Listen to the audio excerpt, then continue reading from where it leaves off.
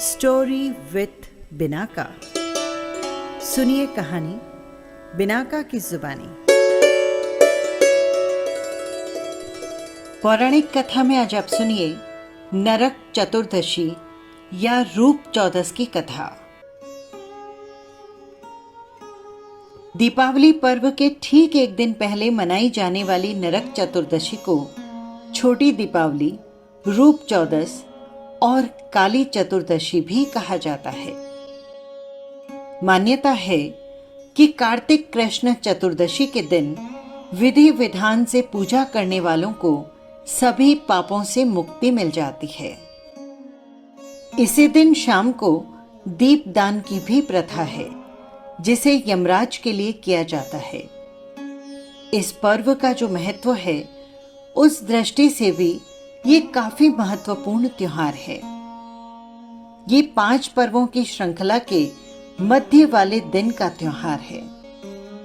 पौराणिक कथा और लोक मान्यता के अनुसार आज के दिन ही भगवान श्री कृष्ण ने अत्याचारी और दुराचारी दुर्दांत असुर नरकासुर का वध किया था और 16,100 कन्याओं को नरकासुर के बंदी गृह से मुक्त कर उन्हें सम्मान प्रदान किया।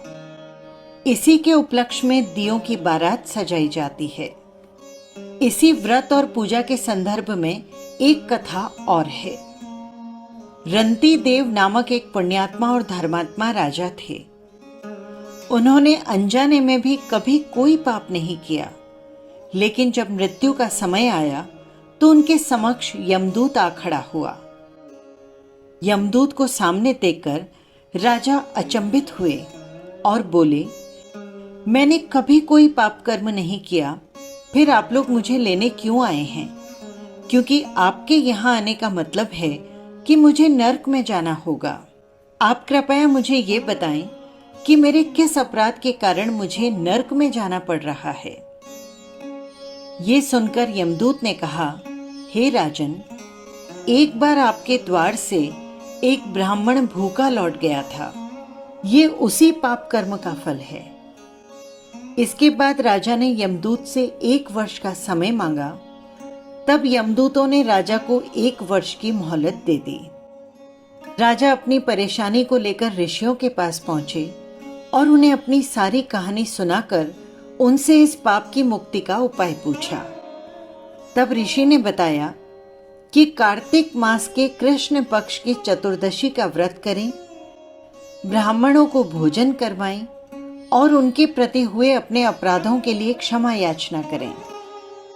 राजा ने वैसा ही किया जैसा उन्हें ऋषियों ने बताया था। इस प्रकार राजा पाप से मुक्त हुए और उन्हें विष्णु लोक में स्थान प्राप्त हुआ।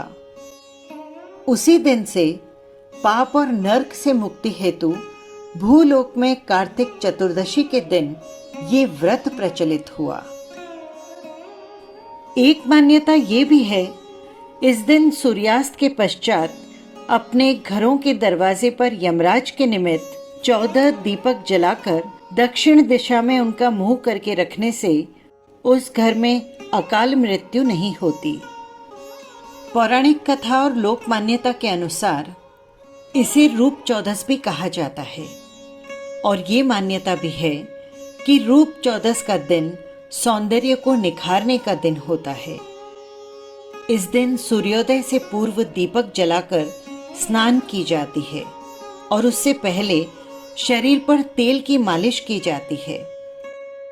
कुछ लोग तेल, हल्दी, आटा, बेसन आदि मिलाकर उपटन बनाकर उसे शरीर पर लगाकर नहाते हैं। नहाने के पानी में चिड़चिड़ी यानी अपमार्ग के पत्ते भी डाले जाते हैं। इस स्नान को अभ्यंग स्नान कहते हैं। कहा जाता है कि भगवान श्री कृष्ण नरकासुर का वध करने के बाद तेल से नहाए थे और तभी से ये प्रथा शुरू हो गई। इस दिन तड़के स्नान करने से नरक से मुक्ति मिलती है, इसीलिए इसे नरक चतुर्दशी भी कहा जाता है।